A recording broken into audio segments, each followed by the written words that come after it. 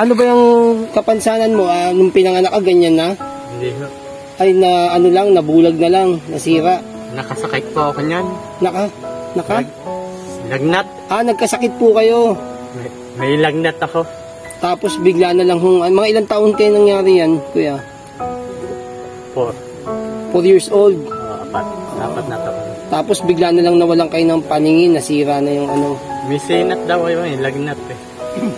At napalikuan ako. May sinat. Bali ito yung next target niya na akyatin. Ayun po yung tubig, inom po muna kayo. Miss Jessica Soho, tulungan natin ito si kuya. Ito ay madalang na ganito ang maging hanap buhay, ang pag-akyat ng buko kahit walang paningin.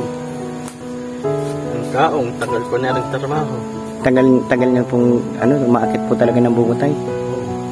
Kaong, tagal buko. Ano na yung sao? Kaong, parang ano rin yan eh. Parang, yung pwedeng matamis din siya. Oo, yung matamis yung matigas na puti, no kuya? Mataas din po yun? Oo. Hindi ko maalam yun, daming ting-ting sa puno. Yung daming tingting, mas mahirap po yung kontra sa buko. Baka yung jajan niya, kaong yan, hindi ba kaong yan? Kaya ano yung jajan ko, kaong ba yun? Ayan. Yung ting-ting yung pwede gawain walisin. Ayan yun. Oo. Ayan yun. Ayan nga, ayan yung maraming, yung mga bilog-bilog na yan, kinakain yan. Oo. Luluto muna yan. Kinakain pala yung bunga niyan. Sarap ng kaong. Paborito ko yan, minamatamis kuya, di ba? Pwede panlagay sa salad. Yun. Yan pala yung kaong. Kaya Si Kuya expert dito sa Tagaytay. Yun may ano siyang na hindi siya talaga mula sa talagang paningin. Pero kahit kagabi. Ano Kuya, kinakapa mo lang dun sa taas yung buko? Yung kinakatok pa? Kinakatok nga.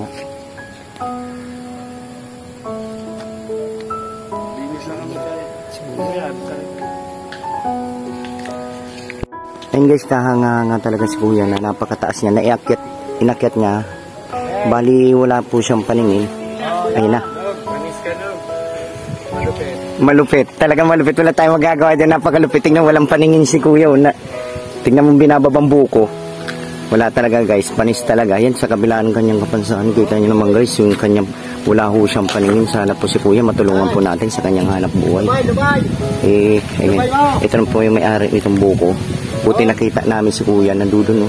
Nakyat yan pagkataas-taas. Ayun o. Wala po siyang paningin. Tapos alam niya kunin yung buko.